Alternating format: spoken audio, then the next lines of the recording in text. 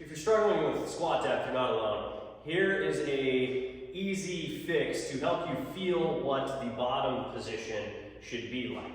Okay, so one of the first things that we teach is the bottom position in the low bar squat. So we have you set your stance, we drop you down in the bottom position, make sure your knees are shoved out, make sure you're balanced, make sure you're bent over.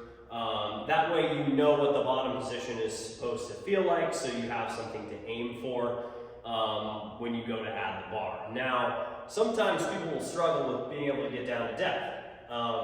And one of the common things, the most common reason for that is normally positioning, where maybe the stance isn't correct, the toe angle isn't correct, the thighs aren't getting out correctly, the back angle isn't correct. But another reason that depth could be an issue is because of your balance.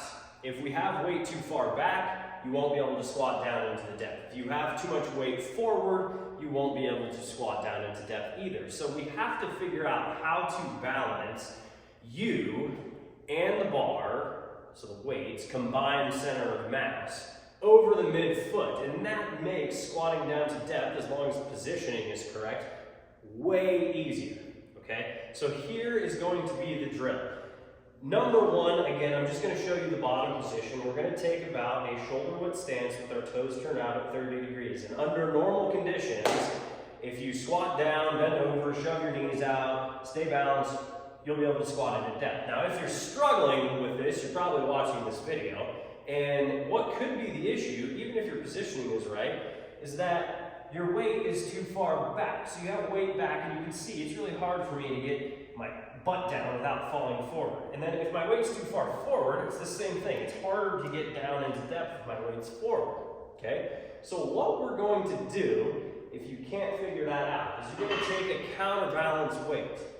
So this is going to allow us to have some weight go back, some weight go forward, and help you balance over the midfoot and drop into the bottom position. So watch how easy I drop down to where my hip crease is below the top of my knee. Boom, I stick my arms out like this with a 10-pound weight, and I bend over, and I squat, and look how deep I can go, staying in balance, okay? So then, we're gonna do a set of, 5 to 10 of these, maybe multiple sets of this, before you add the bar. And what I'm looking for here is, I wanna feel what this bottom position is like, okay? So I've got a good feeling for it, got some weights forward, weights back, but I'm balanced over the midfoot. And then I can clasp my hands back together, and now I feel for that same bottom position, okay? Now, once you've figured that out, you can even troubleshoot it by setting your camera up and making sure that you see that your hip crease is below your knee.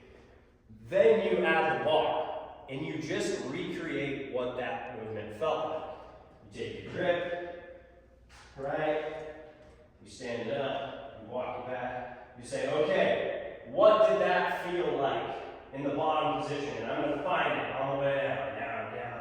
Okay, some weights forward, back, I'm in depth, drive my hips. Alright, so if you're struggling with squat depth, give the counterbalance method a try. It's all about balance and what the bottom position feels like. That way you can mimic it when you get the bar on your back.